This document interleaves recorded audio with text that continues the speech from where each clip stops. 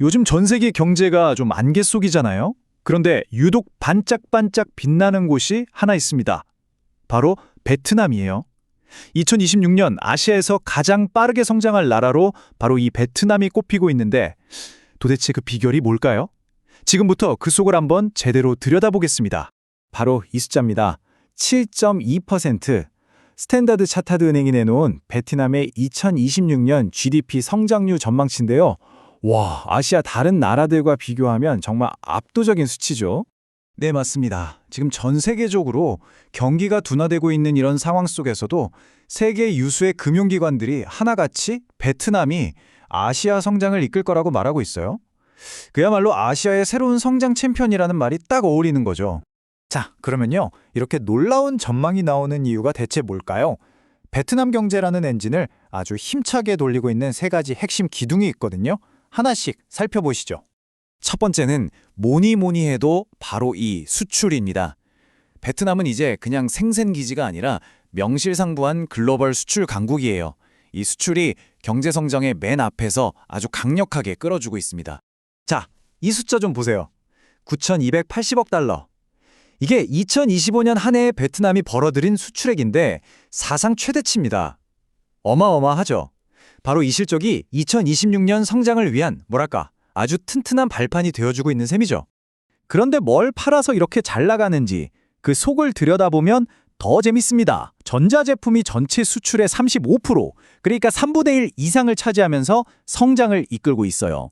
이건 베트남이 더 이상 옷이나 신발만 만드는 나라가 아니라는 걸 아주 명확하게 보여주는 거죠. 아니, 근데 왜 하필 전자제품 수출이 이렇게 폭발적으로 늘었을까요? 그 핵심에 바로 AI가 있습니다. 전 세계적으로 AI 기술에 대한 수요가 엄청나잖아요. 이게 베트남의 첨단 제조업을 키우고 또 수출을 이끄는 가장 중요한 동력이 되고 있는 겁니다. 하지만 베트남 경제의 진짜 힘은 수출에만 있는 게 아니에요. 두 번째 기둥, 바로 아주 활기 넘치는 내수 시장입니다. 밖으로만 잘 파는 게 아니라 안에서도 경제가 아주 탄탄하게 잘 돌아가고 있다는 뜻이죠. 이게 그냥 하는 말이 아니라 숫자로 다 증명이 됩니다. 개인 소비가 8%, 투자는 무려 9% 가까이 늘었고요. 관광산업도 완전히 살아나서 400억 달러를 벌어들였습니다. 뭐 하나 빠지는 구석이 없어요. 정말 견고한 흐름입니다. 자, 그리고 대망의 마지막 세 번째 기둥입니다. 바로 끊임없이 들어오는 외국인 직접 투자, FDI죠. 안정적인 정치 상황에 젊고 역동적인 인구, 그리고 정부의 적극적인 개방 정책까지 이 삼박자가 딱 맞아떨어지면서 베트남을 세계에서 가장 매력적인 투자처로 만들고 있는 겁니다. 특히 우리가 주목해야 할 점은요. 단순히 공장을 짓는 제조업 투자뿐만 아니라 부동산처럼 내수 시장의 핵심 분야까지도 FDI가 다시 활발해지고 있다는 거예요. 이건 투자자들이 이 시장은 길게 봐도 괜찮겠다 하고 아주 강하게 믿고 있다는 신호나 마찬가지입니다. 자, 그런데 이런 긍정적인 전망이 그냥 몇몇 기관만의 생각일까요? 에이, 절대 아니죠.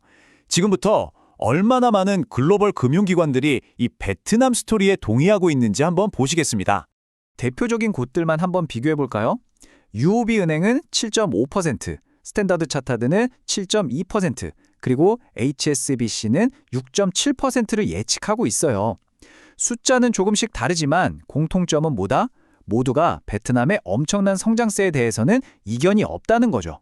아주 강력한 공감대가 형성되어 있는 겁니다. 이게 몇 군데만의 얘기가 아니에요.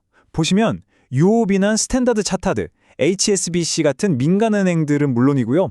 IMF, OECD, 세계은행, 아시아개발은행, 들어본 이름들이죠? 이런 굵직한 국제기구들까지 전부 베트남 성장세 진짜다 이렇게 보고 있다는 겁니다.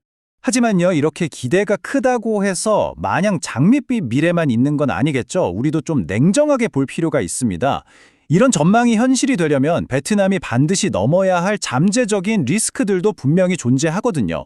지금 베트남의 상황을 딱 보면 아주 강력한 내부 성장 동력하고 또 베트남 마음대로 할 수 없는 외부 변수들이 팽팽하게 맞서고 있는 형국이에요.